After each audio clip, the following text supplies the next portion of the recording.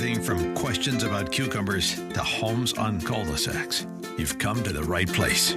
Welcome to the Ask Mr. Greenthumb and Real Estate Show with Stan DeFreitas, the dad, and James DeFreitas, the son. For the next hour, call in with your questions in gardening, growing your favorite veggies, and growing your profits in real estate. Locally, call 813-289-1860. Toll free 877-969-8600. And now, your hosts, Stan and James DeFreitas. And I am Stan the dad, and you are? And I'm James the son. And we are with RE/MAX Metro, the auction division. We're so happy to set that up for our new best buddies. Absolutely, yeah. And I must say, the other day, I was so happy that, we've got Rick, who is the owner. He listens, he's supportive, he's everything you'd want in an owner. And I just thought, isn't that nice? It's nice to have somebody who, backs us and believes in us. And that is just a wonderful thing. Sure, yeah. It's always nice to work with people that are listening and asking questions and trying to figure out how to help you and that kind of thing. And that's what you want in a business. It is, and we've got a good support staff. Marcus has been great, and we've got Cindy. We've got a whole team down there who is like, hey, we're here to make things happen. And I guess, of course, that's one of the reasons they're one of the most successful real estate firms in Tampa Bay, because they have that. Let's go make it happen. Yeah, and one of the things we'll have to do, too, in a upcoming show, too, is we'll have to have the people come in from Motto Mortgage. That's one of our sponsors. Mm-hmm. And they can come in and tell us about what's all the different changes that are taking place. Because if you're in and around the area where you want to, either sell or buy something, odds are you're going to need to hook up with Motto Mortgage and find out what's changed. I know a lot of things have changed in the real estate mortgage markets. Probably one of the bigger changes is, and I assume that it's still the same, but they got rid of balloon mortgages. So people that are looking to get a big mortgage on a big property, that may be more difficult. I think they have some workarounds for that. I think one of the things that they're doing is they can have you take a first and a second out in order to cover the purchase, but the jumbos are kind of gone, you think? Yeah, the jumbos, as far as I know, are still gone. And it's again, I think it's an abundance of caution with the COVID and the and having I think it's around 40 million people are out of work. So I know that they had better job numbers than they expected, which is one of the reasons we saw a big bump up in the stock market. So that's a good sign. We like seeing that. And people still need homes. And people always need homes. And it's historically low interest rates. Right. So if you look at the low interest rates and you look at what it costs to rent something, if you have a job and you've got 2 years of pay stubs and you have a little bit of deposit hanging around, they probably could make something happen for you. So that's something that people should be thinking about as soon as possible. I know our buddy Brandon, who does a show here on 860. The answer often is talking about you can rent, throw your money away, or you could buy into something. And I thought, well, that makes a lot of sense for a lot of folks. But I'm always amazed where folks will go, no, I'm kind of a renter. Well, okay. Yeah. It's kind of here. Yeah, and that's very true. A lot of people will just sit back and kind of pigeonhole themselves as being something that this is what I am. And you are that until you say you're not that. And it could really just be that simple in terms of making a change. So that's, it's, in my mind, the sooner you start making those mortgage payments, the sooner you actually get to own the home. Until you pay it off, though, remember, it's the banks. You're just renting until you actually pay it off. So but you're moving toward that direction. You're moving to that direction, no question about it. And besides, homeownership, the pride involved in taking care of something that's yours. It's not to say that all renters are the same, but I will say that it's some renters take very good they take care of the condition of the home that they're renting, and some don't. Sure. And vice versa. And some homeowners, they can have a broken window and it just be there for 3 months and never fix it. So it just depends on the type of personality that's purchasing something. But I do think overall, when you're buying a home, you're in a situation where you're going to take more pride because it's yours. Right, and I think that's a big important factor. And, of course, I've been in the rental game years back for many years, and sometimes I loved my renters, and sometimes I wanted to call in Luca Brasi. So, Yeah, well, and that's true. I mean, you get into a situation where the renter puts their best foot forward on the, when they're kind of giving you their interview to be your tenant. Right. And then you find out a year later when you do a surprise inspection that, even though you thought that that they were being truthful with you, you find out that the way they live is very different. And then you see these shows on TV where people are hoarders, and it's like, and it's, and again, if you know anybody out there that's like that's a hoarder, my advice there is, you could come over there and you can help them clean up their house. But you'd be far better off to show them, a counselor booth and say, hey, look, go talk to somebody about what's going on with you as a person. That's got to be up here again. Yeah, you got to fix the mental aspect of, and when I say fix, there's, it's not the same thing as fixing a watch. But I will say, if people would try to get right upstairs with their self and find out what traumatic thing happened in their past or that kind of thing, I would say that that's probably far more effective in long-term change than just going over and fixing the immediate problem. That will come right back. Oh, I agree. Well, it's kind of like even into the gardening world. I find a lot of folks will say, I'm a green thumber. Good. Or I have people come up and go, I am the Darth Vader of the gardening world. I kill everything. I kill plastic plants. And I said, well, my show is for you on either count. If you love gardening like I do, and just because you love it doesn't mean you lose plants. Every day you go through a nursery, they're going to be throwing out plants because they're going to lose some for whatever reason. Mm-hmm. Too wet, too dry, fungus, insects. There's a plethora of problems that can occur. So it doesn't mean you're a horrible, bad person if you lose a plant on occasion. Often I look at it as, oh, good, I lost that one. That's a new container. I can stick something else in that I've been wanting more than I wanted that plant. Because I really wanted that plant, I would have made sure that it got enough water, and I'd have moved it, or I'd have put it in the ground. But and that happens. But, we do things that we enjoy, and I enjoy, we'll talk about these later. The avocados, I brought in some for the show. Yeah, they're gorgeous. They don't look like they're quite ripe yet. They're not. These are Brogdon. They'll turn black, a nice black color when they're really ready. And yet, I think most people in the stores are used to buying them when they're just a slightly darker shade of green. Than possibly. Than that, yeah. So, yeah, he's got some very shiny avocados going here, which are... now I'm thinking guacamole and thinking it's time to break out the chips and get ready for some dip here. Yeah, I'd say these need to ripen up probably 3 to 5 days from now. They'll be ready. And I actually brought these in so Joe could have some. Nice. Because Joe does such a great job helping to make us sound good. But, I figure 3, you could probably make a little thing of guacamole, and it's darn good.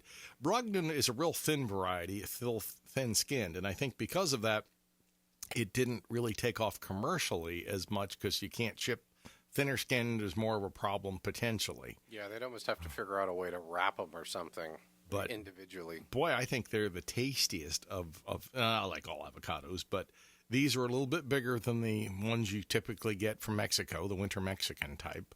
And they're not as big as some of the Guatemalan type. These are kind of in between. And these are a little bit smaller than normal, but I got a plethora of them this year, maybe 100 on the tree. So actually I brought some to my sister the other day. And, I do that. My neighbors, of course, John's already talking next door about making guacamole for his buddies.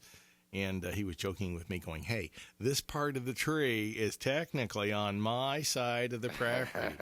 And so I'm out there cutting it off. No, I'm just kidding. I didn't do that. I said, sure, you can have as many as you want. And my other neighbors, Jesse and Metchie, they'll be over to get some as they go by. I think when Metchie sees some and she's on her walk, she goes, and I said, and that's fine because you sometimes have so many that you have some on the ground. I'm blessed with great neighbors, too.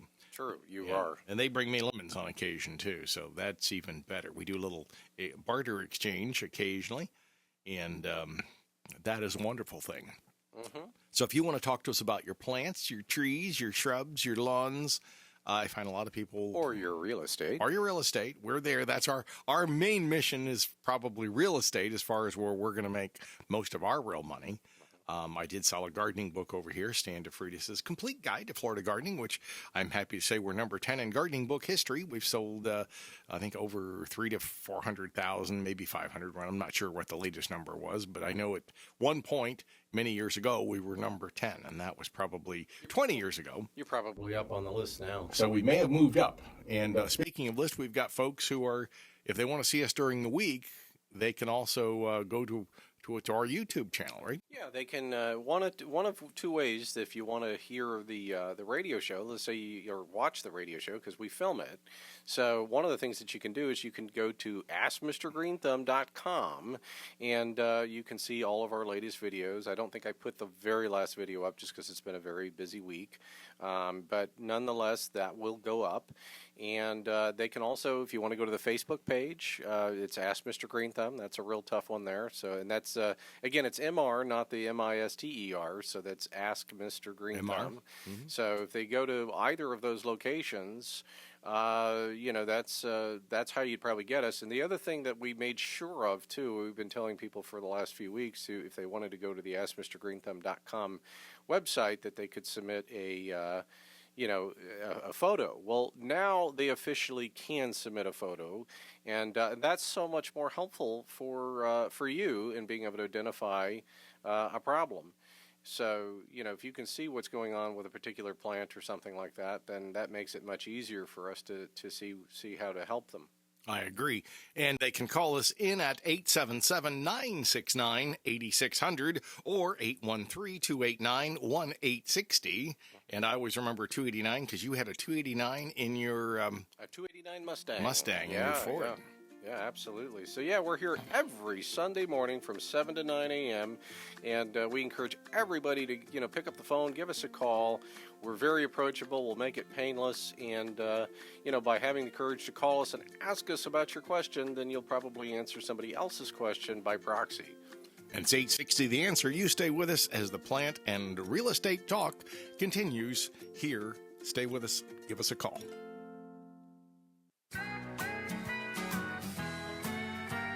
Hi, Darcy the cow here for Black Cow, the mature manure. Every time you buy a bag of Black Cow, you're helping the environment. Our process helps to repurpose manure so it is environmentally friendly and beneficial for your garden and lawn. Black Cow contains up to 10 times more nutrients and microbes than garden soils. Oh yeah, and it helps to retain moisture too. Your lawn, flower beds, and vegetable gardens will be off to a great start with Black Cow. Everything grows better with sun, water, and Black Cow. Oh yeah, for details, check out our website, at blackcow.com. Black Cow, the mature manure, Black Cow. Have you ever thought about auctioning your home? And 30, 1 bid and 2 and 2 bid and 3 and 3 bid and 4 and 4 bid and 5, 5 bid and 2, 9 bid and 6 on 2, 9 bid and 7. RE/MAX Metro encourages you to auction your Florida real estate. Please go to AFLRE.com. That's A for auction, FL for Florida, and RE for real estate. We achieve full market value for your home. Tired of paying real estate commissions? How about 0% commission for sellers? That's right, sellers pay 0% commission. Again, go AFLRE.com. That's Auction Florida Real Estate. That's AFLRE. Back to the Ask Mr. Greenthumb and Real Estate Show.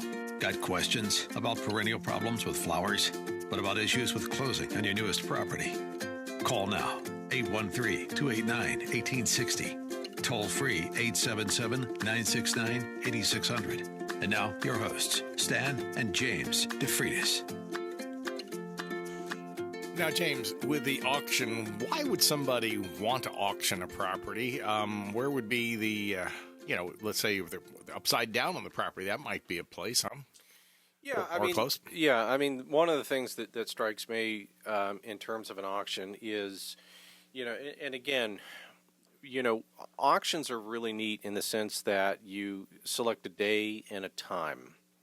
Typically in a real estate regular transaction, everybody's more familiar with how that process goes. You know, you sign the 180-day contract. Not all agents, but, you know, I would say especially new agents. And again, you know, one of the things I would suggest to most people when they're going, you know, especially if they aren't already working with an experienced agent, is maybe ask how many they've had closed in the last 6 months or in the last 12 months. It's probably a good question to ask to find out how much success they've had. And that's good and bad. I find that there are real estate agents out there that are very comfortable taking on 7 or 8 properties at a time. If they have a big staff or people that work under their team, I think that's fine. I think you can handle many properties more so than most. I think if you're the single horse agent, I think 3 or 4 is about as many as any agent should take on at a given time. Otherwise, I don't think you're going to be able to do justice to each client. So to answer your question though, as far as an auction goes, basically what you're asking is, what does a typical client look like? What are the conditions that you know kind of fit that mold?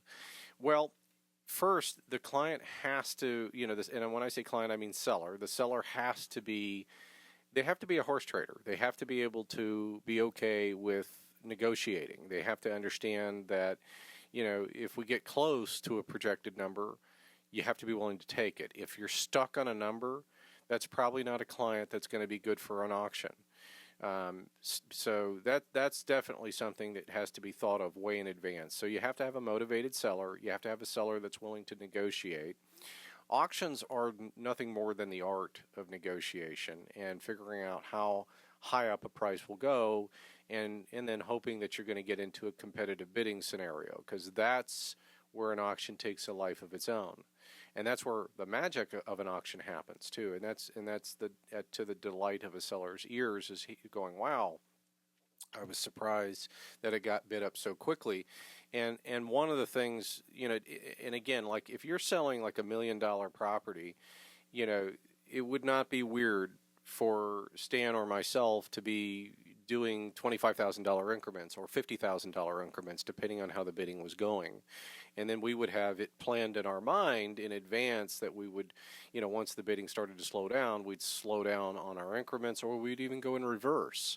So it's a lot to think about. So, you know, if we were bidding and we were at, you know, 1.1 million, we would just say the million once in a while to remind people that we're in the 1.1 million area. But we would probably, you know, if we got to the point where we're slowing down, we would start going, okay, well, do we have anybody at 1.75? Anybody at 1.75? Thank you, at 1.75. Mm-hmm. Thank you, at 1.75. All right, thank you. And then we're now at 1.2. Thank you, at 1.2.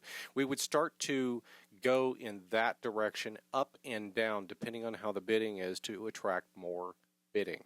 And that's something, one of the things too, you know, we play that little commercial, and that's you know, during the break sets, you know, and that's a cattle auction. So, you know, that's, which is what we don't do. Yeah. No. And we don't do that. And as far as I know, on cattle auctions, you don't have to have an auctioneer's license. I don't think I think it's one of the exemptions, because I think the farmers, you know, started to get together in their pickup trucks and head to Tallahassee with pitchforks. Is that how you get politicians to do things? Well, all right. It's certainly one way. You know, the other is to, you know, break out your pocketbook and pay people, and then that happens too. So, you know, the whole point of what I was getting at is that is a very fast-paced type of auction calling. Mm-hmm. You know, similar to what, and a lot of people are familiar with like Meekums. Yep, you know, cars. They're familiar with the car auctions, and those are extraordinarily fast. I mean, so fast that, you know, most people would have trouble knowing where they were on the money. And, you know, and that's fine. And, you know, they have those institutions that are set up so as to, you know, you have dealers that usually go into those scenarios, and the dealers are used to dealing with the auctioneers and the speed that they go at, and they can kind of pick out where they are on the money. But yeah, I personally find it kind of difficult to even follow them because they're going so quick. When you're selling real estate, the values, and again, it's not to denigrate car sales, because I've seen some car sales go for ridiculous money, depending on the car. But sometimes millions. yeah, I mean, but that's pretty rare. I mean, more often than not, they're selling, and now we have a 2007 Honda Odyssey, and we're going to start the bidding out at 7,500. So, yeah, well, and again, the way it sounds to most people when they hear it, and again, it's more of a it's that kind of sound to it. I call it the yabba dabba doo. Yeah, it sounds more like that. But the reality of it is, I look at when you're selling a house that the values are so high, and in Pinellas County in particular, or in Tampa or Hillsborough, or wherever we may be, I want to make sure that first and foremost that people understand where we are on the money. Right. And so to me, doing an auto auction and doing it like, trying to emulate what they're doing doesn't make sense. I think it would make a lot more sense to make sure that they know that we're on, that they're on the money with us. And the way you would do that is more like you would if it was an art auction. We're at an art auction, and we're ready to sell this Rembrandt. This beautiful Renoir. And it's right over here, and it's going to be on the cruise ship when they had cruises. Yeah, before they were called death ships by CNN. But anyway, so but I mean, so to me, a real estate auction, it definitely should be slower. You should be telling people, hey, we're at 1,025,000. We're at 1.25. We're at 1.25. I mean, it should be slow enough to where everyone in the room can understand where they are on the money. Sure. And that's critically important because of the values that are being, you're getting up there in price.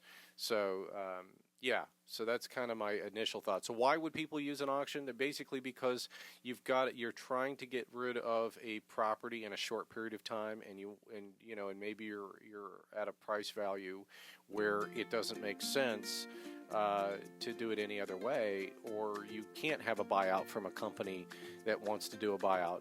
But anyway, so we'll be taking a break here, and if you want to give us a call, it's 813-289-1860 or 877-969-8600. And that means, of course, if you want to be a part of our show, hit your speed dialer now, and you will be the first caller on the other side of the news. You stay with us as the plant and real estate talk continues.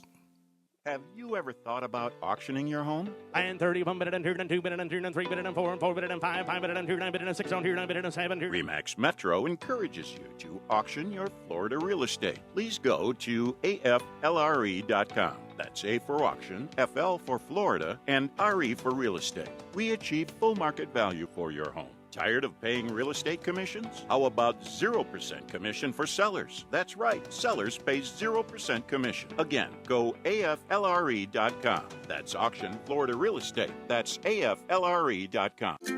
Welcome back to the Ask Mr. Greenthumb and Real Estate Show. Connect online at AskMrGreenthumb.com. Got questions on gardening, real estate, or both? Call now, 813-289-1860. Toll free, 877-969-8600. And now, your hosts, Stan and James DeFreitas. And we're here to answer your gardening questions and real estate questions. We talked a little bit earlier about why you might want to have an auction. And, of course, we now kind of work with realtors. We guess we really have now for a while. Mm-hmm. And so we're not so much marketing to the actual homeowner normally. We're kind of working with the agent saying, hey, you've got one that's long in the tooth. You need some help. You want to get it done in 35, 45 days. We're kind of there. That's our timeline as opposed to... I mean, our basic reason for existence is, A, we want to save the originating agent's commission, and we're sort of loss prevention. Yep. I use the term loss prevention, with a grain of salt, because when you say loss prevention, it sort of sounds like, well, they're the last resort. Mm-hmm. And I don't want agents to think that we can't be the first primary assault on a property, because there can be time situations. There can be, circumstances where the agent, hey, they don't want to sign a 180-day contract because they need to be gone in 60 days. And their property, they can't just, the safety net has always been in the real estate world has been, well, if it doesn't work out, I'll just go to one of these places that'll buy my house in 30 days.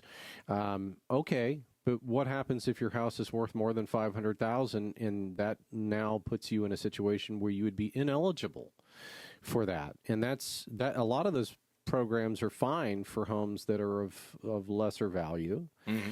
But if you have a home that's up there beyond $500,000, and there's a cutoff, and I don't know, but I know it's in 500 plus range, then that doesn't really help you very much. So, maybe the next best option to make sure that you're achieving fair market value, and I say this almost every week, and I talk about fair market value.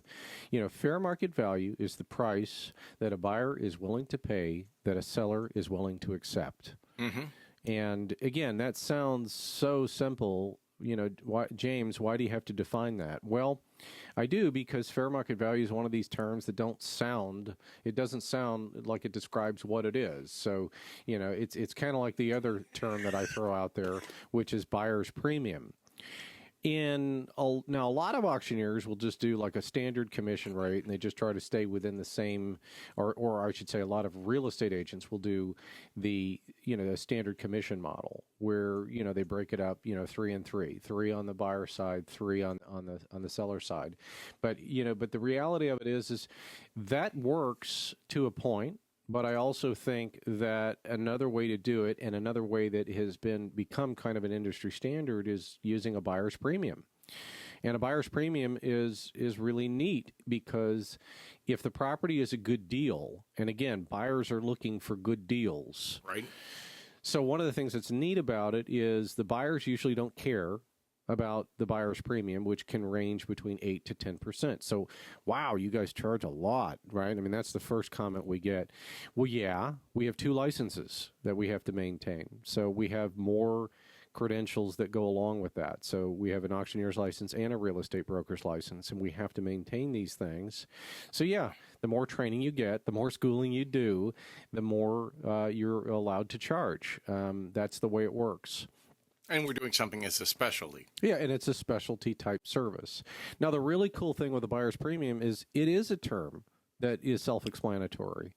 What does it mean? Well, it just means that on the commission, and only for the commission, which, by the way, is a big portion of closing costs, the buyer is paying for it instead of the seller. And if you think that through just a little bit, what happens with that is, let's say, you're right up against it on the mortgage. Maybe you're in a situation where a traditional real estate model would have you having to bring money to a closing as a seller.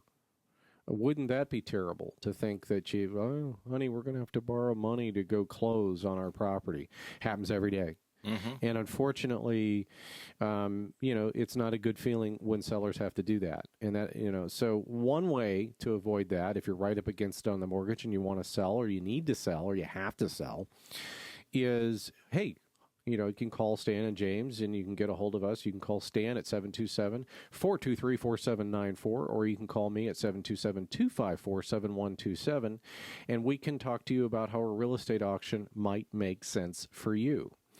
And this way, we'll put the commission entirely on the buyers. And they usually don't care because they're getting a fairly good deal. Right. And the sellers usually are pretty happy because they're not having to pay a commission. Yeah, we had one earlier this year. The guy came to me, and one of our great customers, and he said, look, I'm paying the commission. And he was, didn't really care about it. And I said, look, you're getting the property for $20,000 less than what you wanted to pay for it last year. Right? And he goes, well, that's true. I said, so if you save $20,000 and you still pay the commission, do you really care?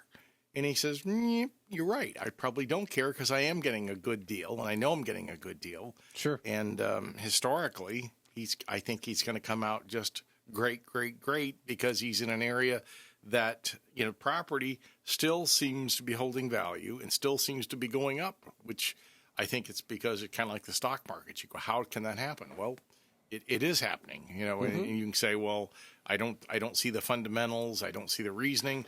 Well, you got to live somewhere. You got to have a property. You got to have a house. And I still think, as far as a lot of investors, they're going, hey, this is still a better place to stick my money.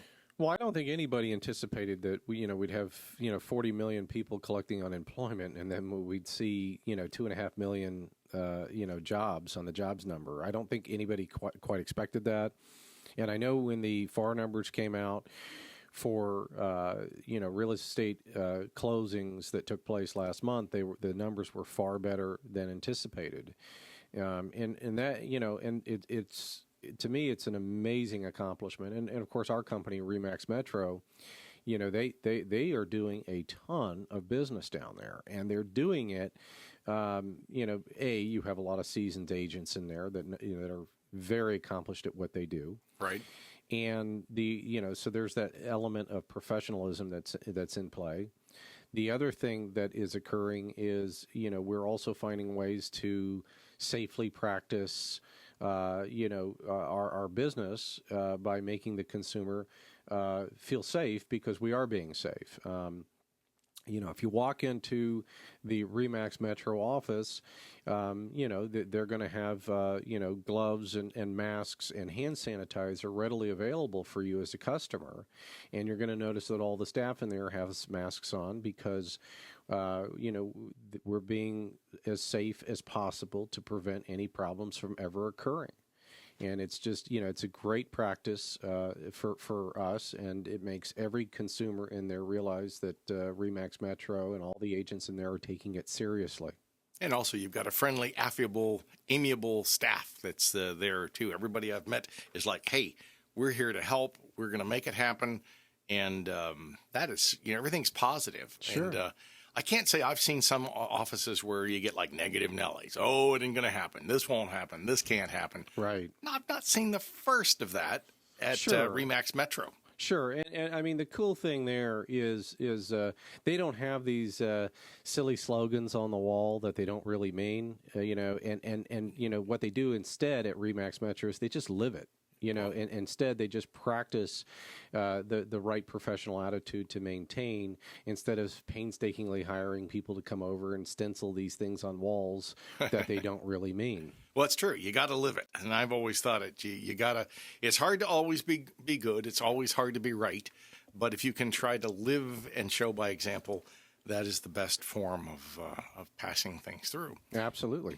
And that's what we're here to do. And, of course, if you've got a question about your bahia or your bahia, some people like to call it, your tomato, well, we can help. I know now I've had some of my veggies have we're getting into the hot period. Mm-hmm. So I've been putting in some little suckers of sweet potato vine because, I'm going to grow more in some of those containers. And I thought, if the container sits empty or if I have something growing in it, why not have something growing in it? I agree.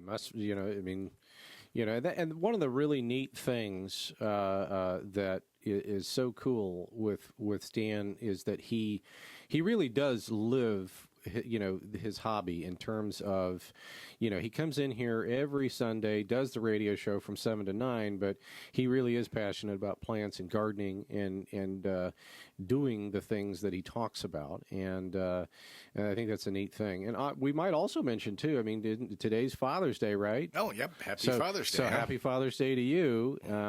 And to all the fathers out there, a big, big, hearty happy Father's Day to you from the Ask Mr. Greenthumb show, because all the fathers out there definitely need a pat on the back, and especially you put up with me. So you're an excellent son. I couldn't ask for better. So and you are so helpful to me and stuff that I can't do. There are things that I try to think I can do, and then I've had some bad health problems over the last 4 or 5 years, and I'm glad I'm still here. But I've had some things that have affected my mobility a little bit. Sure. And I'm still standing, I'm still kicking, but thank God I've got a son who comes over and says, "Hey, I need that." It's funny. We put up a mailbox, and within 2 weeks, now the last one was knocked over by a county employee. Won't go into that, but who took off and didn't let us know. But thank God I've got a neighbor across the way, and Colleen was super sloop. She had it all written down. Had already called the county and let them know what had happened before I even saw it. And we could mention too that the county made sure to compensate you for your mailbox. And I will give them credit. They came through as they should. So in fact, the gentleman I talked to at the county had been a Marine, and I said, well, I thank you for your service. I think he appreciated that. Sure. Because I said, he'd been in that. Now he was doing a second career, and I'd worked with a number of people at my time with the county who had both been former military and then also had another job with the county.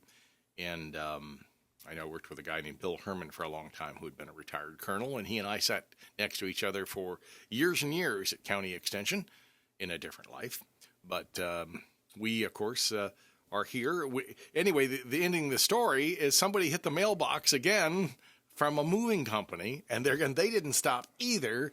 They were delivering appliances, and it was a white truck with black lettering on the doors. It said something about appliances in Oldsmar middle of last week. And, of course, the driver, I think, said, adios, see ya, bye, see ya, ciao. amigos. Yeah. Didn't stop. And so, of course, then we were at it again. Yeah, so we're becoming professional mailbox installers. Well, at least you are. I am, yeah. So I appreciate that. It is a wonderful thing to have a son that goes out there and helps to reattach it. I'm hoping I can go another 2 weeks without somebody smacking into my mailbox at again. least 2 weeks. I mean, come on. I mean, let's be hopeful here. Yeah, I'm going to say, am I asking for too much? Maybe just a little. I mean, maybe a little. We do want to mention that if you want to give us a call and talk to us about real estate or plants, we are here. You can call us at 813-289-1860 or 877-969-8600. So if you've got that question about real estate, maybe a question about auctioning, or maybe a question about your Bahia or your Quercus virginiana, which is a live oak, you can give us a call right now, and we'll be with you. Biophilia, our innate attraction to other living things. It's why people love plants. And around Tampa Bay, Plants, that's Plantz, is bringing nature inside, in workspaces and homes by delivering beautiful foliage plants. Our plants increase oxygen and filter out pollutants, reducing stress and improving productivity. And get you in touch with your biophilic side. Go to plantz.us. Have you ever thought about auctioning your home? 30, 1 minute and 2 and 2 minute and 3 and 3 minute and 4 and 4 minute and 5 minute and 2 9 minute and 6 on 2 9 minute and 7 Remax Metro encourages you to auction your Florida real estate. Please go to aflre.com. That's A for auction, FL for Florida, and RE for real estate. We achieve full market value for your home. Tired of paying real estate commissions? How about 0% commission for sellers? That's right, sellers pay 0% commission. Again, go aflre.com. That's Auction Florida Real Estate. That's aflre.com. Utz Tree Service, that's YUTZY, is singularly focused on complete customer satisfaction and has been for almost 50 years. From initial contact to service completion, UTZTreeService.com will prove that you have hired the best tree care service available. With the most knowledgeable staff and the most advanced equipment, you can be sure that UTZTreeService.com is the most professional tree care company in the Tampa Bay area. Contact UTZTreeService.com today for the highest quality tree care. Welcome back to the Ask Mr. Greenthumb and Real Estate Show. Got questions about perennial problems with flowers? What about issues with closing on your newest property? Call now, 813-289-1860. Toll free, 877-969-8600. And now, your hosts, Stan and James DeFreitas. And we're here to help answer your questions, be it whatever may come into your mind. And, of course, I see a slide there for black cow. I might say when you've got a problem in your yard and can't seem to get that one area ever to grow, take a bag of black cow, sprinkle it over their area, rake it in, water it in, and all those extra little live nutrients, and not just nutrients, but I should say bacteria, good bacteria.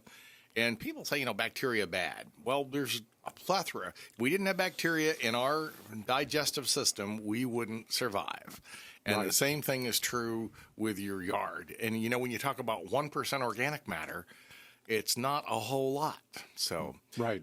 Absolutely. Yeah. I mean, it's one of the things I think is interesting that since you brought that up is I was reading an article the other day, and one of the things that's become more popular, especially in the farming community, especially in the Midwest, is the idea of no-tilling, no-tilling farming.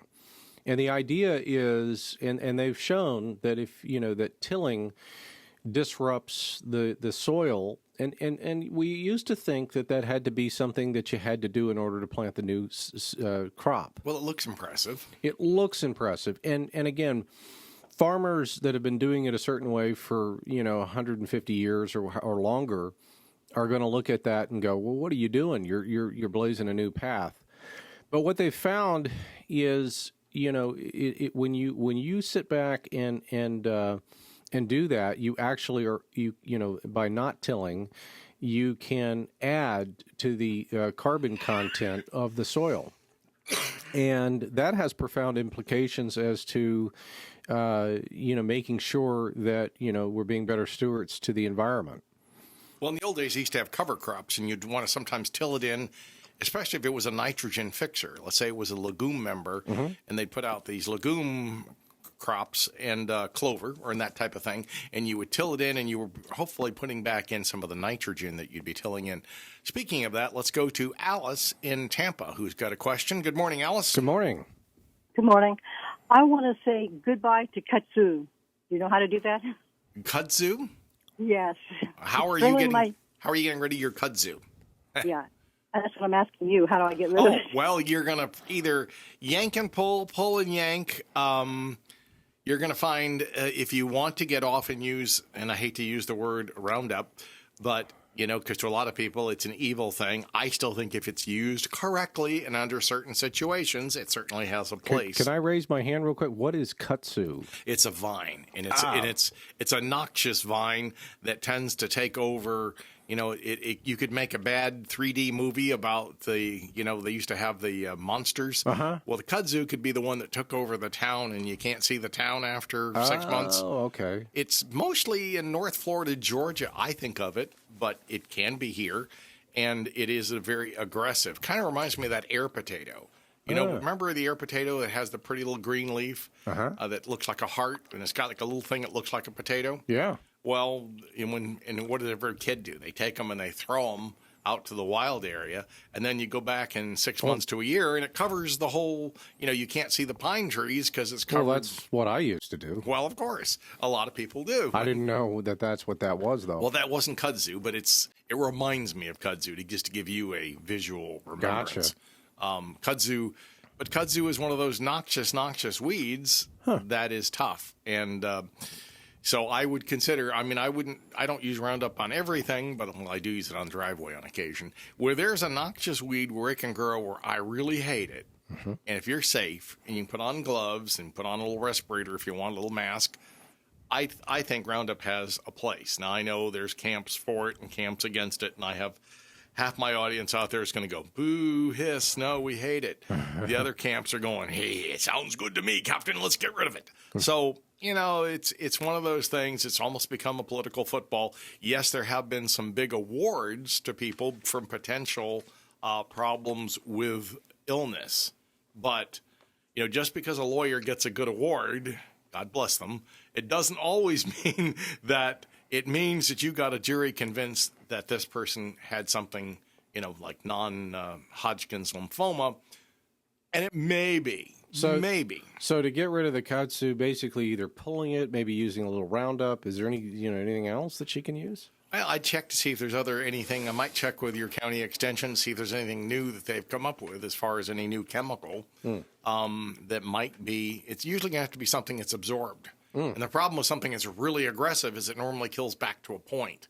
And then from that point, it comes on. And a good example of that would be the torpedo grass. It kills off. Torpedo grass will go down 6 feet. So the odds of you ever killing it back to the very base... Probably not good. Probably not going to happen. Yeah. Does that give you any help, Alice? Yeah, and the vine comes from is like a potato into the ground. Well, it has a big root system, yeah. So it It's like tends a little to potato. it spreads, and the first thing you know, it keeps on spreading, and it's aggressive, and it grows, and that's the reason some of these invasive weeds, and the definition of a weed is a plant out of place, and kudzu is one of those just horrible viney weeds that tends to keep on spreading once it gets going. And, it's luckily we don't see more of it in Tampa Bay than we do. But, out in the open areas, it'll just take over acres of ground. It's one of those real aggressive. It's kind of like feed me, Seymour. It's an aggressive one. And it's wrapped around trees. I had it wrapped around an oak tree and strangle it to death. Yeah, you know what I mean? Yeah, it's amazing. It's not a parasite, but almost. Anything that can cover over something becomes, if you can't get photosynthesis to happen, which is the miracle that happens in the leaves. If those leaves get covered, the poor plant goes, "Gosh, I don't know how to survive here because this foliage is supposed to be giving me some food." And the kudzu goes, "Yeah, you don't need that light. We'll just cover right over you, and we'll take that energy and use it." So in a sense, they're not a parasite, but it's almost parasitic because it's covering over and the poor plant can't live. Now, I'm sorry again. Go ahead. Well, my neighbor from South America, they go back and forth from South America, and they brought it back, which is that nice. And I think that what's his name that swung on the vines in South America? Those are the vines he swung on. They are very strong, and at times they have gotten 3 to 4 inches in width, and they're really strong. Wow, they are. Kind of like the air potato I was talking about earlier. That Discaria is the Latin name for it. When James was a youngster going to kind of a preschool at Joy's, she grew the air potato because she loved the little heart-shaped leaf, and she put it on her fence, and it covered her chain link fence, which was kind of pretty in a way. Because she told me, she goes, "Isn't this pretty?" And I went, "Oh, Joy, you don't really want this plant. This thing will take over you and half of Clearwater." But she was a sweetheart of a lady, and she didn't really know, what she was getting into. And I'm sure your neighbors are the same way. They didn't mean to cause an epidemic, a pandemic in Florida, but it kind of is, and it's one of the reasons we do have, people check bags and stuff, which everybody kind of goes, "Oh, why are you checking stuff coming in from somewhere else?" Because that's how most of our problems with bad plants and bad insects came in. They weren't necessarily here, like the fire ant. We didn't have fire ants initially here. Came in the hull of a ship, I think in Alabama, and they moved eventually throughout Florida. And now, gosh, fire ants, you go step in them, and some people wind up losing pets, or people wind up losing people to something that should have never, ever been brought into the state. Same thing, I'm a little leery of, we let people have, 20-foot killer snakes and go, "Isn't that great?" And I'm going, maybe the government should be keeping track of that, but Johnny would like to have his own pet alligator. You're going, it looks so pretty, and he's leash trained. I'm going, I don't know about that, folks. I tend to think we should say no on occasion. No, you can't bring in the python, just because it's pretty. Anyway, Alice, we do appreciate your call. And is a Roundup going to hurt my tree that they're surrounding? You're going to have to be careful. You got to keep it off the foliage of your favorite tree, or yeah, it's the roots that I'm worried about to the tree. Around the base will be fine. Yeah, around the base, okay. Okay, thanks for your help. Thank you so much. Now, number 2 coming up here on 860, The Answer. Have you ever thought about auctioning your home? And 30, 1 minute and 2 and 2 minute and 3 and 3 minute and 4 and 4 minute and 5 minute and 2 9 minute and 6 on 2 9 minute and 7 Remax Metro encourages. For everything from questions about cucumbers to homes on cul-de-sacs, you've come to the right place. Welcome to the Ask Mr. Greenthumb and Real Estate Show with Stan DeFreitas, the dad, and James DeFreitas, the son. For the next hour, call in with your questions in gardening, growing your favorite veggies, and growing your profits in real estate. Locally, call 813-289-1860. toll free 877-969-8600. And now, your hosts, Stan and James DeFreitas. And we're here to try to help you. We want to say Happy Father's Day to all the fathers out there, and I want to thank all the the police and first responders that come. If you have a problem, you have a fire, you have a heart attack, folks are there to help you, and I appreciate each and every one of them because, gosh, you might live because you got somebody who says, "I'm coming to help you." Yeah, exactly. And is there a bad apple on occasion? Sure, every profession does. But for the most part, I appreciate we have good folks out there doing a hard job, and I think they deserve a pat on the back, and that's coming from us, or at least, from us here at the Ask Mr. Greenthumb and Real Estate Show. Mm-hmm. And that's not political. That's just a fact. So we thank you, and we wouldn't, when you need them and you're bleeding and you need someone there, aren't you glad to see that smiling face going, hey, we can help you? Amen. So we're here, of course, to try to help you as well. And something I've been doing for years. I worked for the government for 8 years answering questions. I figured I'd answered about 100,000 questions during my time at Extension. I also did a lot of programs on vegetable gardens and citrus and that type of thing. I enjoyed it. I always felt like I was a little bit of under pressure because you always I'd be taking phone calls and putting slides into a projector at the same time because I knew I had other things I had to get ready to do. Talk about multitasking. And part of that is I came up with questions and answers for a book that I wrote for Florida called Stan DeFreitas' Complete Guide to Florida Gardening. It's available in all the major bookstores still.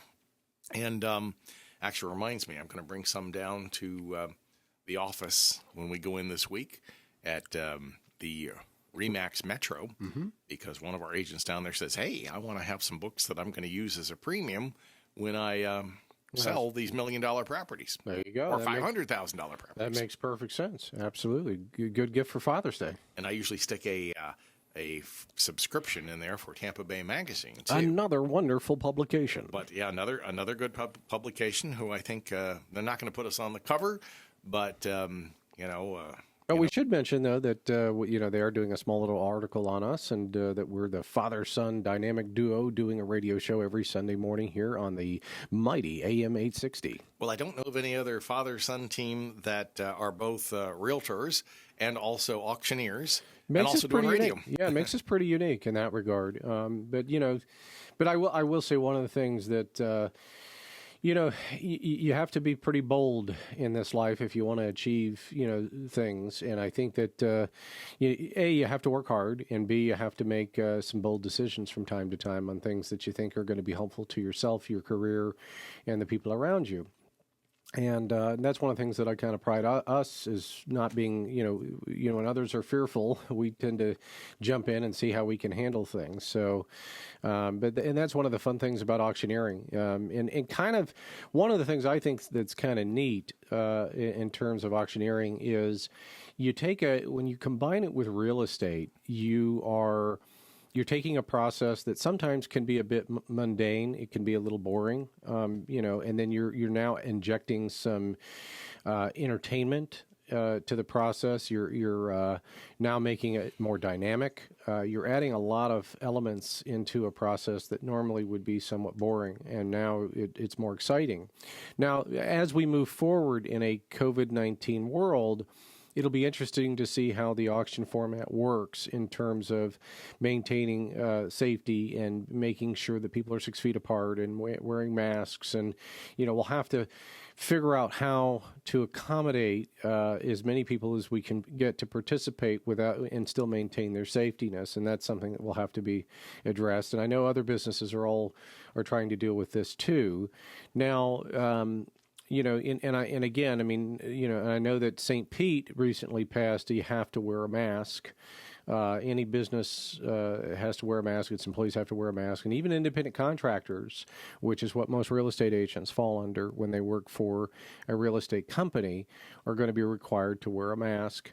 So, this is something that, until we get a vaccine and a vaccine that works, that's the other critical component that works. Getting a vaccine, I know we're going to get a vaccine. getting one that works and is effective is, and something I had my doctor mention to me recently, and I go to the wonderful Dr. John Beasley. He's a great doctor. He's a nice guy. I like him. Yeah. And so, one of the things that he was mentioning, he said, well, remember, the seasonal flu is 46% effective. He says, and that's considered a great success. and so, so I do want to remind people that, if we are able to copy that same success rate, well, that's pretty close to 50-50, right? Wow. but we're okay with that. So I just want to remind people that even with a vaccine, it's not 100%. So there will have to be some risk tolerance that we're going to have to either learn to accept, or we're just going to wear a mask forever. Reminds me of Jack Nicholson. He goes, 2 out of 3 ain't bad. 2 out of 3 ain't bad. Yeah.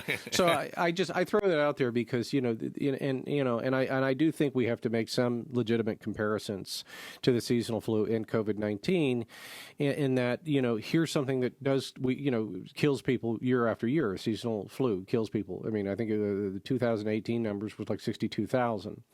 Now, I don't know what the numbers are this year, in terms of the total people that have passed on.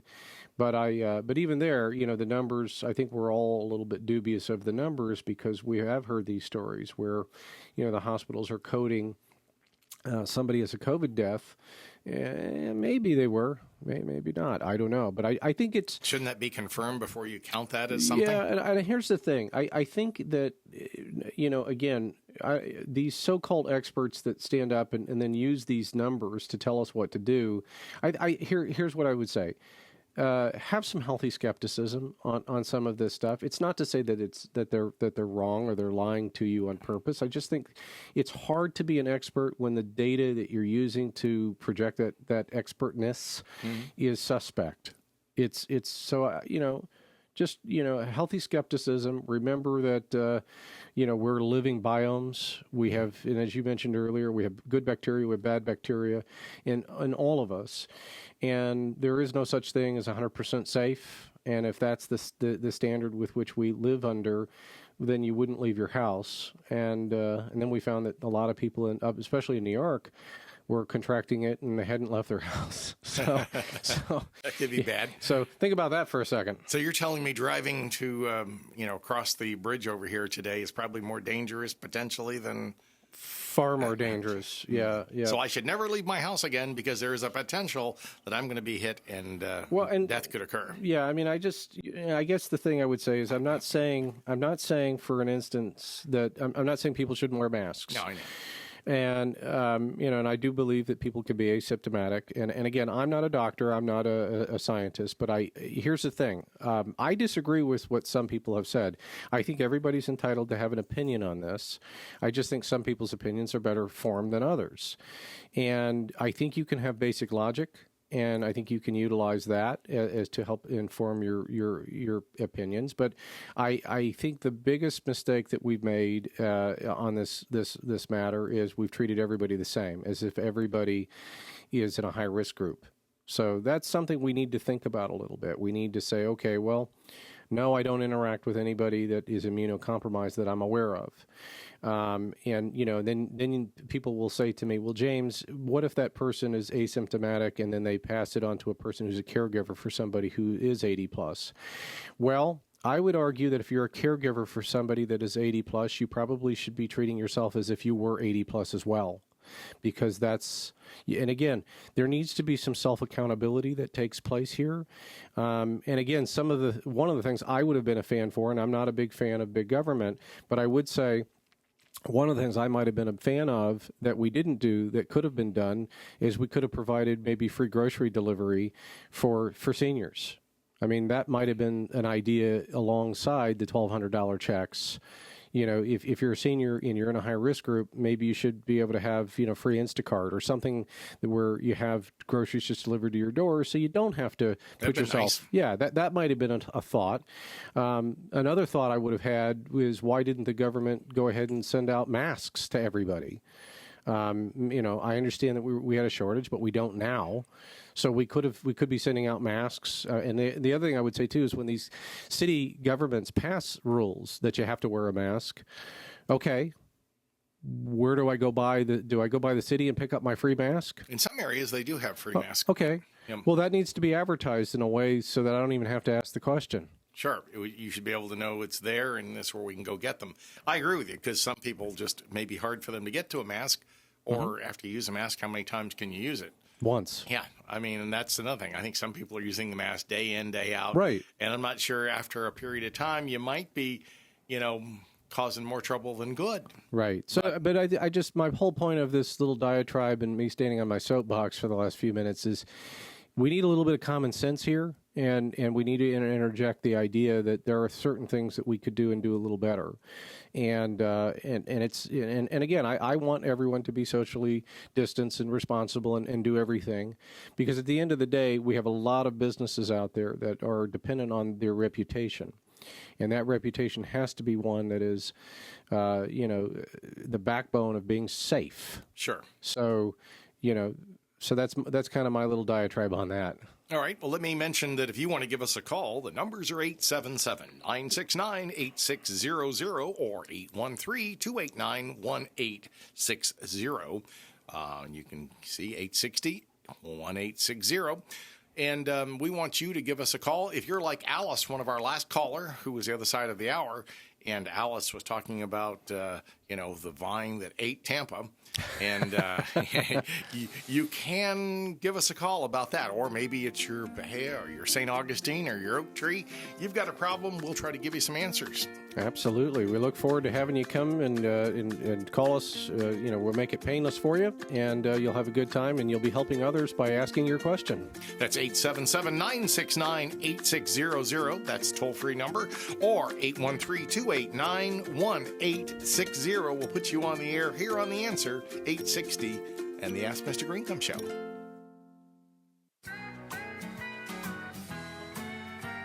Hi, Darcy the cow here for Black Cow, the mature manure.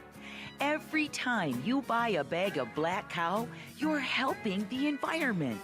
Our process helps to repurpose manure so it is environmentally friendly and beneficial for your garden and lawn. Black Cow contains up to 10 times more nutrients and microbes than garden soils. Oh yeah, and it helps to retain moisture too. Your lawn, flower beds, and vegetable gardens will be off to a great start with Black Cow.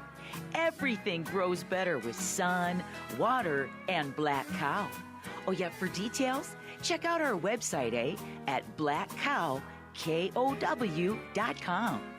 Black cow, the mature manure, black cow.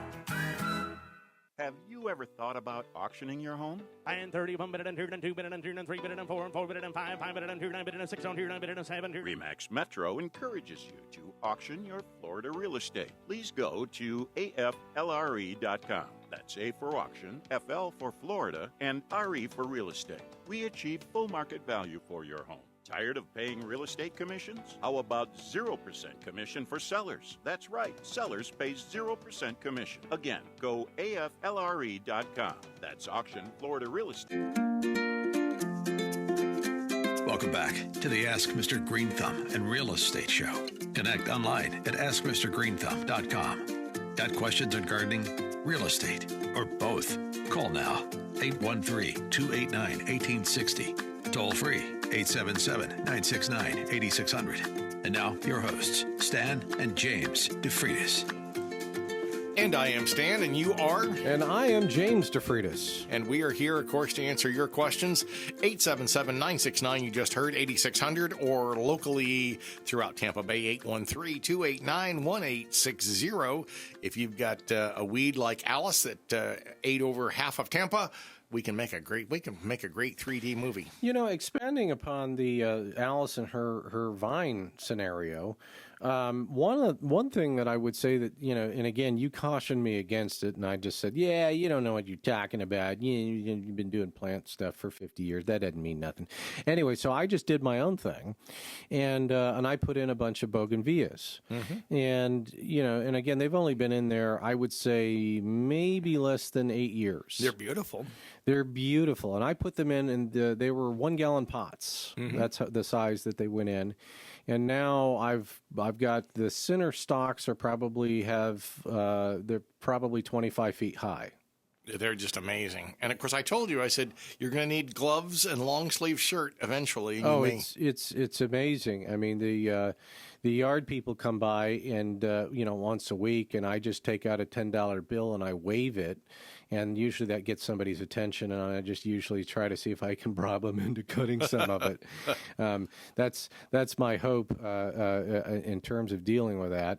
But anyway, so the thing I do have a connection point back to the vine is I thought it would be fun. I sprinkled some morning glory seeds. And I wanted to see how that was going to work out. And what's interesting there, and again, morning glories are beautiful. If you haven't seen them, I know you have, but they have come out with a nice purpley violet blue flower, right?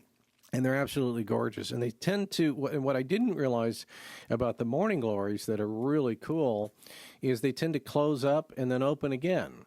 I didn't know that about them. I thought it was just an open and, like most flowers. Kind of like a hibiscus, open up and then fall? Yeah, well, this thing opened up and closed and then opened up again. And, I'm like, whoa, you mean we're going to have 2 shows for the price of 1? Holy smokes. Outstanding flower.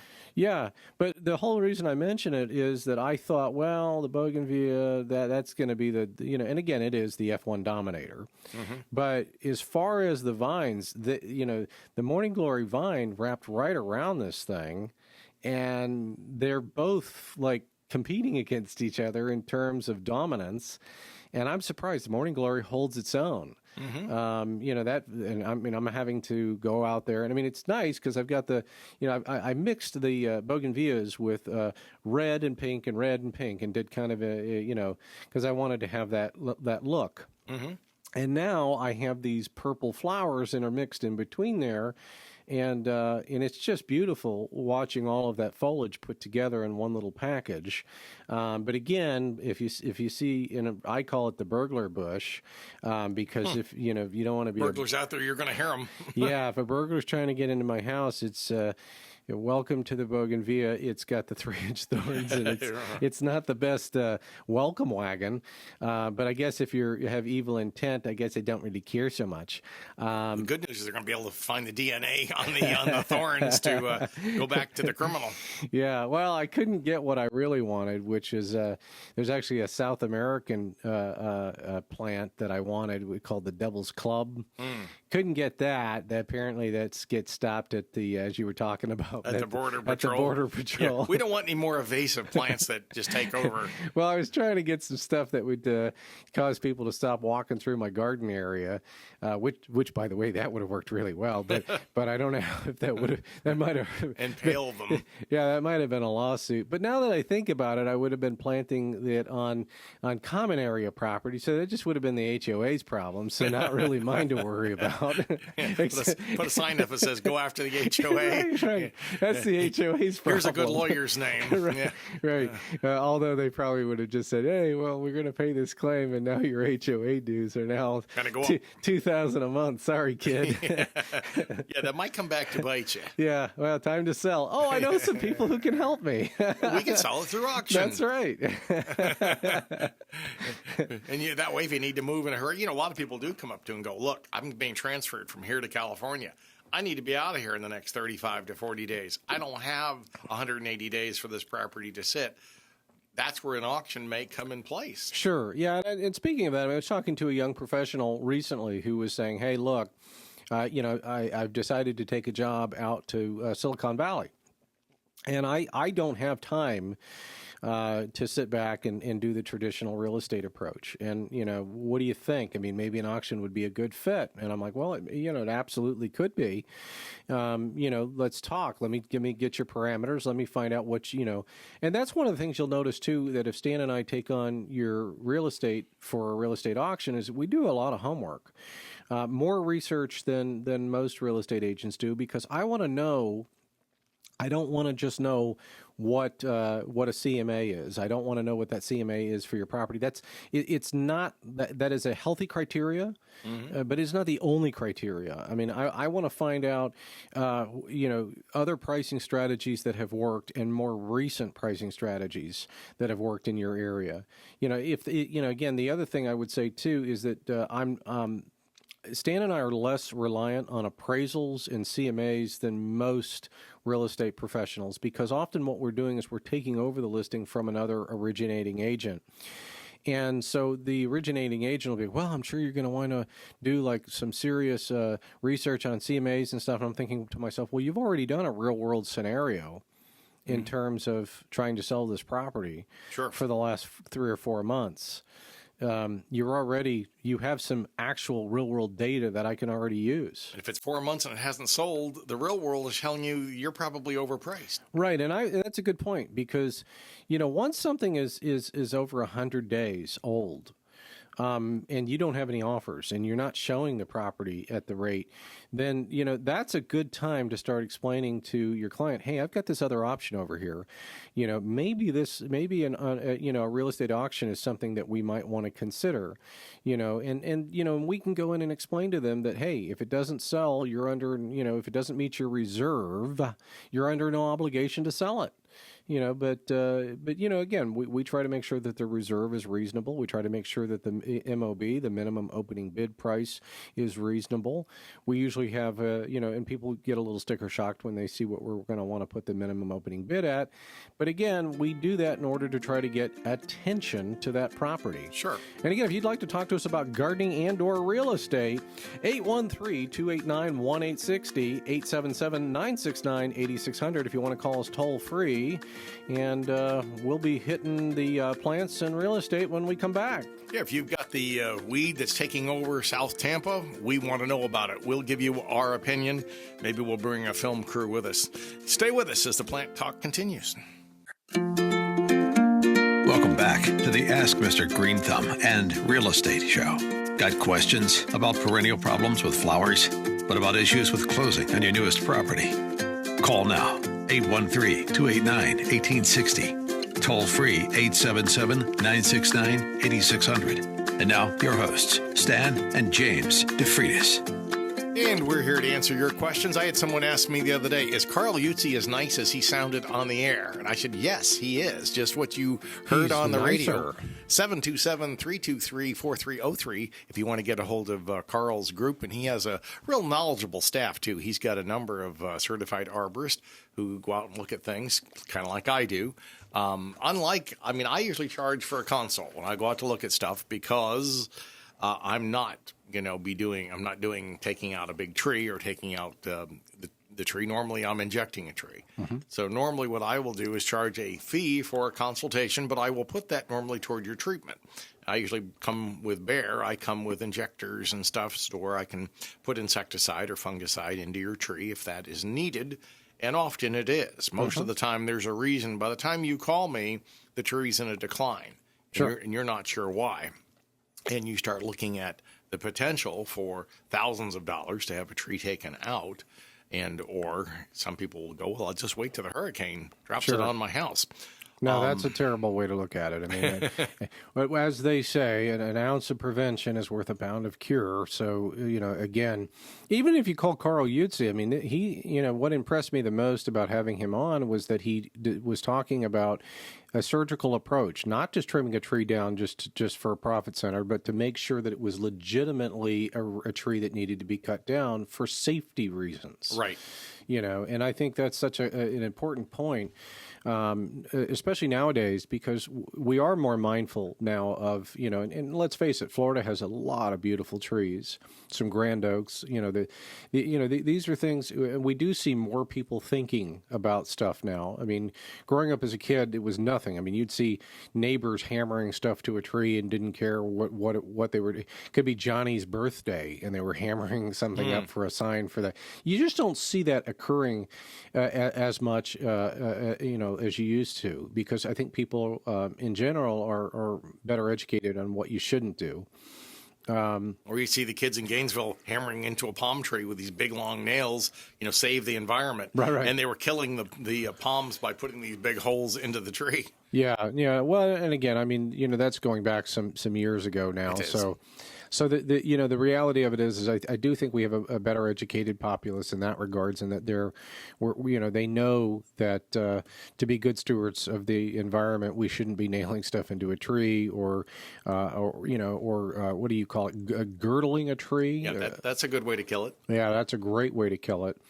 I've seen that done before too. But I will say, even when trees are trimmed terribly, I'm always amazed, and I think the term you would use is it has the ability to compartmentalize. It has the ability to try to heal itself in a way that, it almost looks like the tree has glue, in that it's trying to form bark over bark in order to protect the wound or to protect itself from the way it was improperly trimmed.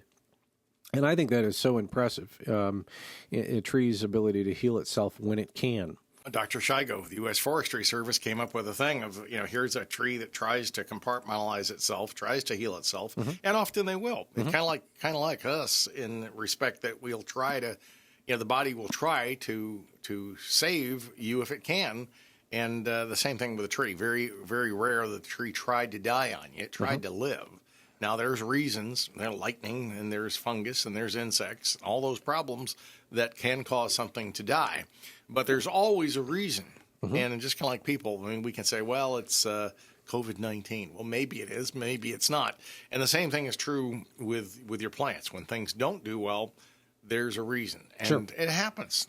Sometimes a lack of water. Here we either get plenty of water or we get none. Mm-hmm. And that's when you're happy that you've got that irrigation system that, feast or famine is what I'm seeing, and we seem to be having some, when we do have the thunderstorms, and again, we had extreme thunderstorms growing up as a kid too, but we do seem to have the pop-up no-name storms sometimes are more of an issue than the storms that they tell us are going to be an issue, which is always fun, because I always like to joke with my wife about the meteorologist. I remember when the great Roy Leap. I remember Roy with his dog Scud. Or as Jack Harris would call it, Scuzz.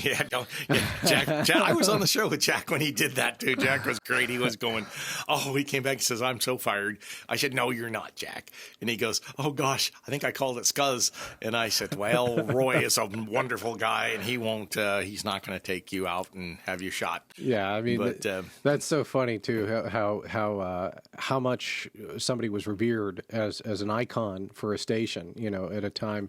I never, as a kid, I just said, it's Roy Leap, and hey, look at that, he's giving away a free mug again because he didn't get the weather right, and he used to give away a free mug every time that he would call the forecast. And nice guy. I met him at Channel 13 when I used to come in, and I was a field goal kicker, if you will. Came in and did some stick on the Old Pulse Plus show.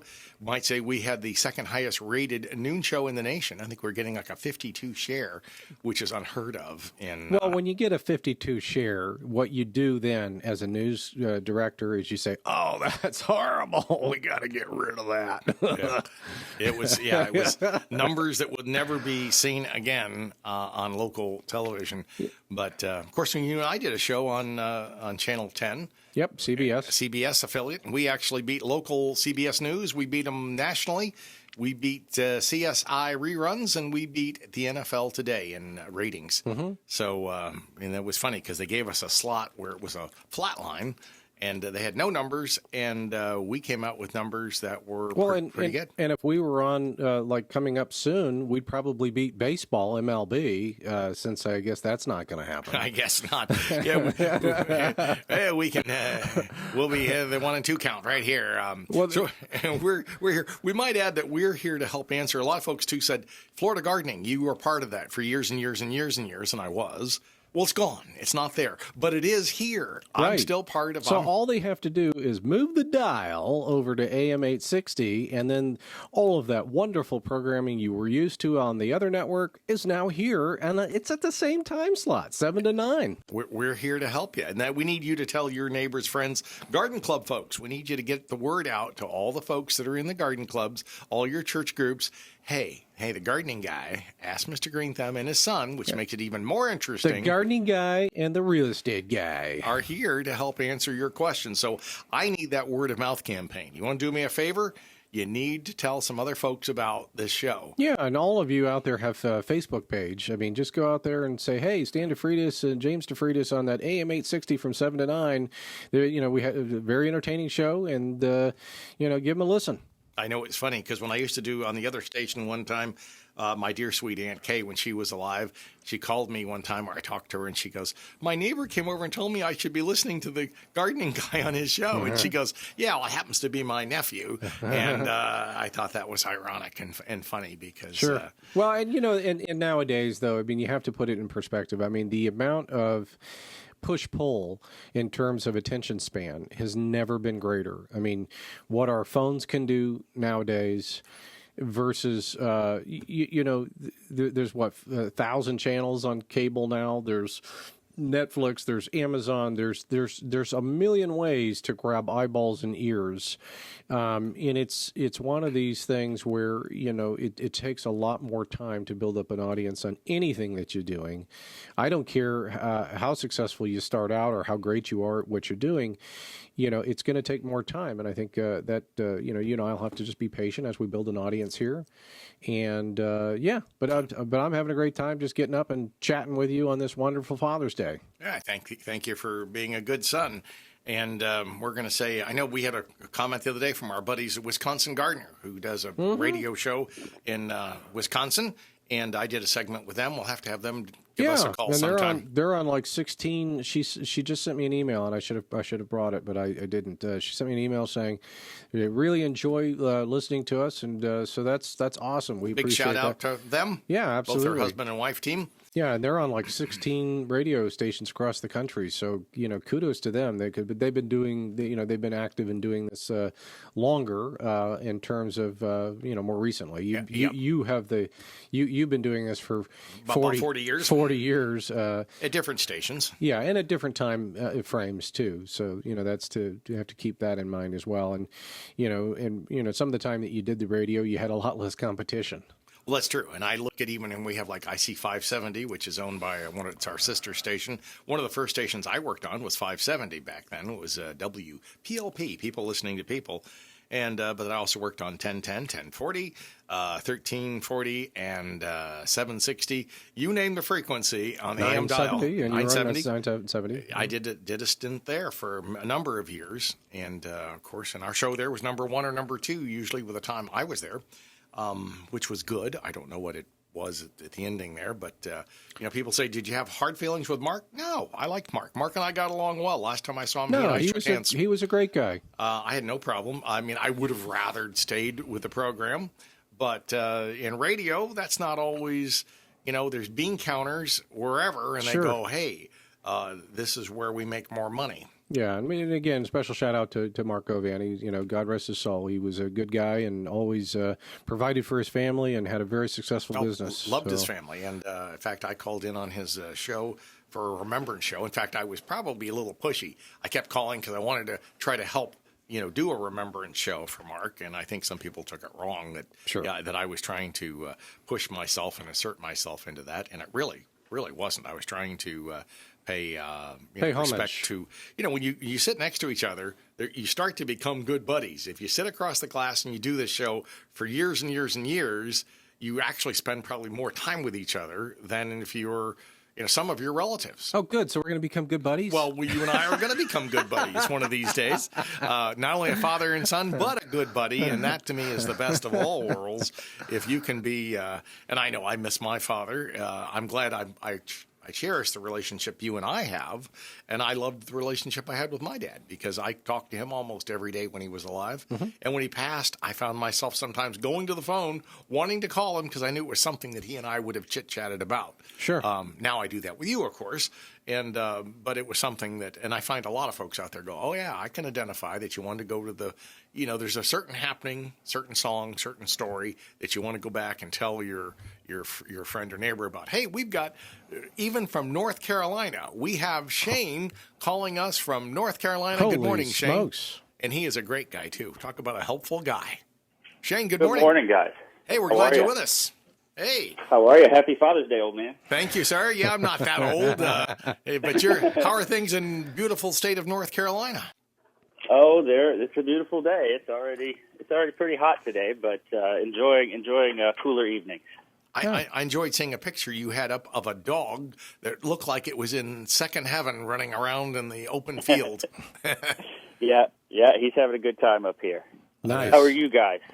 We're doing good. Actually, we might hold you over on our break set. We have a break set coming up in about 20 seconds. Yeah, we'll hold Shane over. Shane's sort of my surrogate son, I should admit to the world, and I would claim him every day of the week. If you want to give us a call, it's 813-289-1860 or 877-969-8600. Here as the Real Estate and Plant Talk continue. You stay with us, and we want you to get on the phone and give us a jingle just like Shane has. You can call us next. Biophilia, our innate attraction to other living things. It's why people love plants. And around Tampa Bay, Plants, that's Plantz, is bringing nature inside in workspaces and homes by delivering beautiful foliage plants. Our plants increase oxygen and filter out pollutants, reducing stress and improving productivity, and get you in touch with your biophilic side. Go to plantz.us. Have you ever thought about auctioning your home? And 30, 1 minute and 2 and 2 minute and 3 and 3 minute and 4 and 4 minute and 5 minute and 2 9 minute and 6 on 2 9 minute and 7. Remax Metro encourages you to auction your Florida real estate. Please go to aflre.com. That's A for auction, FL for Florida, and RE for real estate. We achieve full market value for your home. Tired of paying real estate commissions? How about 0% commission for sellers? That's right, sellers pay 0% commission. Again, go aflre.com. That's Auction Florida Real Estate. That's aflre.com. Utz Tree Service, that's YUTZY, is singularly focused on complete customer satisfaction and has been for almost 50 years. From initial contact to service completion, UtzTreeService.com will prove that you have hired the best tree care service available. With the most knowledgeable staff and the most advanced equipment, you can be sure that UtzTreeService.com is the most professional tree care company in the Tampa Bay area. Contact UtzTreeService.com today for the highest quality tree care. Welcome back to the Ask Mr. Greenthumb and Real Estate Show. Connect online at AskMrGreenthumb.com. Got questions on gardening, real estate, or both? Call now. 813-289-1860. Toll free, 877-969-8600. And now, your hosts, Stan and James DeFreitas. And I am Stan the dad, and you are? And I'm James the son. And we could say Shane is my surrogate son. And Shane, we're still with us, right? Yep, I'm still there. And how are things? How's the weather in North Carolina? Is it beautiful as always, or is it a little bit warm like it is down here? It's a little warm this morning. It's a little rainy, but also a little warm, but it's pretty clear today. Oh, cool. Well, Carolina's a beautiful state, in my opinion. I mean, all states are beautiful, but Carolina has both South Carolina and North Carolina are pretty states. Yeah, and I forgot where you, I know you're visiting your dad up there in North Carolina, but I forgot exactly where that's located. It's just outside of Winston-Salem. Maybe about 20 minutes. So. Oh, nice. So, yeah. And happy Father's Day to your dad, too. Yeah. We're enjoying being up here and seeing him and spending a little time with him. So, hey, quick question for you, and this is more in your area of expertise, which is Florida. But I'm going to do some landscaping probably later this summer at the house that James and Stan were my real estate agents on. True. And I've got a pathway going up to the door that is pretty much 8 to 10 hours full sun, and I've had to struggle keeping anything decent going in there because it just gets so fried. Any recommendations on what could look good, be somewhat low maintenance, and survive some of that brutal heat. Brutal heat. You know, one thing I just put into behind my mailbox thing, because James put a little mailbox with a little planter on it, and the lovely Mrs. GT said, "What can we put back, in that planter that's going to stay low and flower and take the heat?" And Kalanchoe is what I thought of. It has kind of an orange reddish flower. It's kind of a succulent. but it stays low. It wants to get maybe 6 to 8 inches high. And the reason I thought of it is that there used to be, and I haven't been over there in a long time, but at Disney, at the Universe of Energy, where they have the big, metal structure, the big golf ball looking deal, around it, they used a lot of kalanchoe. And I thought, boy, you're getting a lot of heat in Orlando. You get a lot of heat anyway, but you're also getting a lot of heat that was being reflected off that big silver golf ball. Yeah, I'm sure. And I thought, if Disney uses it, and they've got a great landscape group over there. I mean, over there, it's like a bunch of ants. I mean, they've got all these little underground roadways and stuff that you don't even see these guys, and they pop up and boop, boop, and do their thing, and then they're down, and you go, how are they keeping this place look so good? And there again, it reminded me something Shane would like. Underground tunnels that I could see Shane putting in from the front yard to the backyard and out to his co-conspirator car. That's right. So anyway, and I always think of Shane. I think of that because he's always Shane has a fertile brain, and I say that in a loving fashion. But you can tell Shane's always thinking, always, and and a lot of good stuff's coming out of it. And so anyway, my answer there is kalanchoe would be a good choice. Portulaca, purslane might be a good choice. They're also small. And when we think of purslane sometimes being a weed in your yard. But remember, a weed is a plant out of place. Take purslane and put it in the right spot. But the purslane's nice because it has a nice little flower on it when it pops, right? It does, kind of yellow and purple and orange. You don't always know what it's going to be. Each time it seems to pop out something different. But I would think that would be a possible, too, because it'll take the heat well. And that's a problem in Florida. When it gets really, really hot, a lot of plants go, it's just almost too much of a good thing. I mean, people up north talk about heat. But, let's just say you're in Michigan or New York. Yeah, you get a little heat for a couple of weeks to a month or so.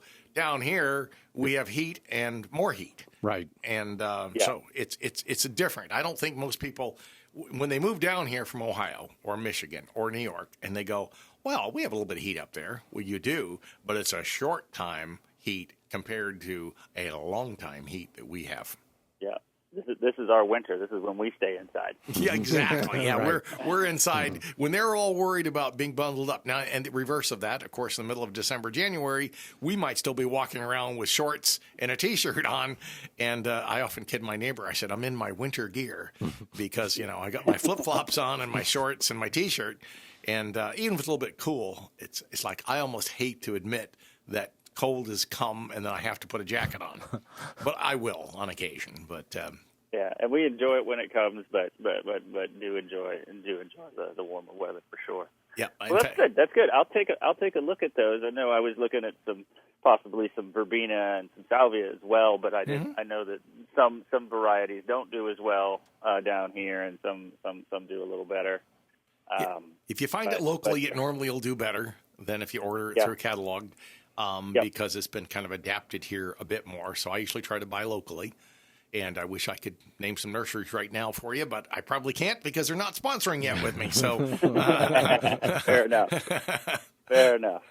But anyway, we're glad that you were with us here on this Father's Day, and we appreciate your call. Yeah, thanks so much for calling in. Well, you guys have a great day. Happy Father's Day, Stan, and we'll talk soon. Thank you so much, Shane. See you, Shane. And if you want to give us a call just like Shane did in North Carolina, you don't have to be in North Carolina. You can call us locally. What's the numbers? They can call us at 813-289-1860, and that's 877-969-8600 if you want to call toll-free, and you can get us for the next 4 minutes. That's right. Time is, people go, I wanted to call. Well, you should have called earlier. That's right. But that's okay. But during the week, though, if people want to give you a call for a home consultation, they absolutely can do that at 727-423-4794, and that's directly to you. The cool thing about Stan is when you call that line, you're going to get Stan. Yeah, if you get a recording, I'll call you back. And That's I usually try to call you back the same day. I'm not one of those guys that, I got 25 stickers all over my desk, and that means I can't recall you for 4 days because you're the wrong Post-it note color. That's right. You're the blue one over there, and I want the pink one. I always thought, that's ridiculous. If you do that, you're too darn busy. Right. And there's a lot of people that run their businesses this way, too, where, that you have to go through the front staff, and then maybe that it's got to go to a voicemail, and then maybe somebody else calls you back, even though you really wanted to talk to somebody who could actually help you. Well, that's the cool thing, is that if somebody reaches out to you, they will get you, and they can set up an appointment to come out, and you can look at their yard and see what's going right and what's going wrong. And if nothing else, you'll give them advice. But the cool thing is that you always show up more than willing and ready to provide treatment, so that you're not just telling them what's wrong, but you're also going to put them on a program that allows them to have better success. Well, I consider myself a plant doctor of sorts. And if you've got problems, I'll usually identify insects, fungus, problems in between. We'll try to steer you in the right direction. I might say, of course, this week I'm going to be busy because we're going to be at Remax Metro, the auction division, at our office in St. Pete. And people can call us. Well, we're not quite ready for everything we need yet, but we're darn close. We're darn close. And again, if people want to submit a gardening question with photos, they can now do so at the AskMrGreenthumb.com website. And again, it's just MR. It's not MISTER. It's just AskMrGreenthumb.com. You can go there and you can click on the Ask button, which is the second one from the left at the top of the screen.